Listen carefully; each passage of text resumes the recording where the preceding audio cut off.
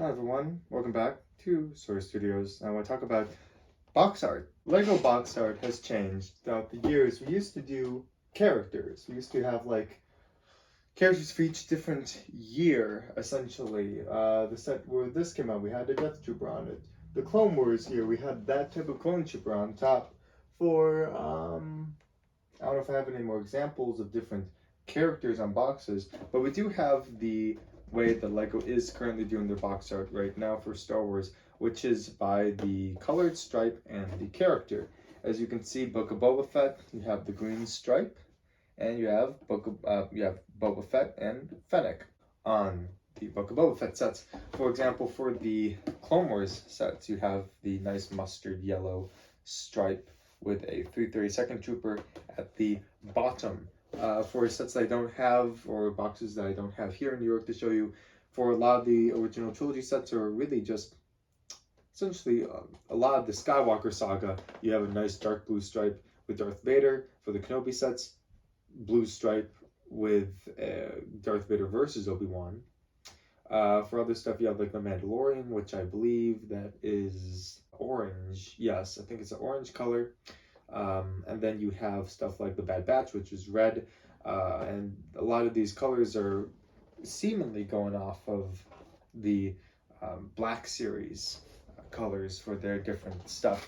But Lego has been doing some interesting things, and one major complaint throughout the Lego Star Wars community is the new Lego ATTE Walker that's coming out August 1st, because it is technically an episode 3 set. However, the set has a mustard yellow stripe with a 332nd Trooper, and instead of a blue stripe and a Darth Vader at the bottom. And lots of people would say that is incorrect, which I'm here to figure out and get to the bottom of what is really happening with Lego box art. So we can't really say it's completely to do with aesthetic, completely to do with looks, because we know that the Clone Trooper Command Station, 3 minifig pack, also had a blue stripe, in which it would have looked a lot better if there was a yellow stripe. And that is technically a Clone Wars era set. That's the very first battle of the Clone Wars on Geonosis. That should have gotten a yellow stripe if we were to do eras, which I know a lot of people were thinking about eras because the ATTE Walker from Revenge of the Sith, it technically happens before Order 66 occurs, which is still during the Clone Wars era, and therefore getting the clone decal and the mustard yellow stripe. However, there are some sets that have to do with Revenge of the Sith before Order 66, like Anakin's Jedi Starfighter, which I guess you could technically that could be after, but mainly probably seen is his ETA-2 Interceptor in Revenge of the Sith at the Battle of Coruscant. That has a Darth Vader minifig at the top. This is before Lego started doing the colored stripe, but it was still when Lego was showing minifigs on the boxes and they were using Darth Vader. They've practically used the same minifig for those sets, so that's been consistent. When it comes to 18 plus sets, Lego has been doing the black background for a lot of the boxes.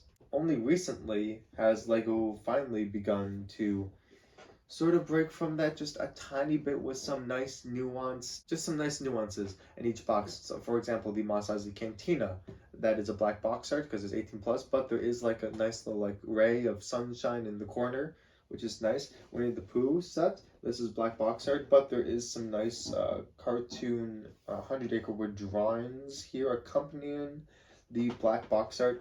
And so Lego, I think, and I feel like Lego is just trying to figure out what the heck are we doing with box art. I don't think Lego has a set idea, like set in stone. I think they're trying to figure out how they want to go about the box art, because if Lego really was following a strict Skywalker saga, like anything, any movie gets a blue stripe and a Darth Vader minifig on it, then they would have done that for the ATTE Walker. In my opinion, the ATTE Walker box obviously looks better with a 332nd Trooper and a mustard yellow stripe. But if we're just going off of aesthetics, then that's not a lot of continuity, because then it's completely based on the color scheme of the set and the background that they choose, along with the minifig selection that is in there. This is why I believe that Lego is slowly starting to go more so with application of what the set is. Because the AT-AT Walker has a lot of clone troopers, it is a Revenge of the Sith set, but it does have a lot of clone troopers. I think that's why they chose the yellow stripe and the 332nd Trooper at the bottom. You could ask, why isn't there a yellow stripe on the Clone Trooper Command Station 3 minifig pack? Why did they use a blue stripe? I think the simple answer would be they just didn't think about it yet, and they just put a blue stripe on. Which, to be fair, is a little careless. If you're going to start doing a new style of box art, you should probably figure out the kinks and all that stuff before you actually start implementing it. However, I can totally see Lego, and who knows, maybe this is completely aesthetic. I could see Lego getting to like the final point of the AT-AT Walker, seeing the box with a blue stripe and a Darth Vader at the bottom and going, that does not match this box art at all. I think this is the dangerous thing with following the Black Series with Lego, because the color of the stripe isn't always going to match the box art. And Black Series can get away with this because the way the Black Series does this is that you have like the minifigs all in like white and black, and then it has like the colored smoke behind it, which that can look good with literally anything, because the only of the colors that it has to fight for is black and white. And there's, I mean, any color when you do it up in like this cool smoke can go with black and white. However, with Lego boxes, as you can see, there's a lot more colors that you need to take into consideration for this set.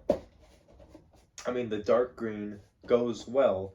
Why is that? You have like some nice cool blues here, translucent red, you have Baby Yoda, which is contributing to the green, and the background, nice blue, dark brown areas. It works well enough. This set right here, the yellow, you have, once again, this like sandy background. They could have chose to put this tank anywhere, because this isn't like specifically from the Clone Wars. This is expanded universe, but they decided to put it in a deserty background. Why is that? Because they knew this set would have a yellow stripe with a 332nd Trooper, and it would match the color scheme better. When it comes to the AT-AT Walker, Utapau, very like rocky, sandy place, lots of brown. The yellow color scheme goes better than the blue stripe. And sometimes the blue stripe works. I mean, the Obi-Wan Jedi Starfighter from Episode 2, stuff that's coming out, that blue stripe works with the color scheme. I think what LEGO is slowly figuring out is that they cannot just copy Black Series, because if they copy Black Series, some of the boxes are going to look awful. And from like a color palette standpoint, you want a good amount of color balance. You do not want stuff not matching. And I think Lego probably brought out the 3 minifig pack Clone Trooper Command Station. If I had to make a guess, we haven't seen that in production in a while.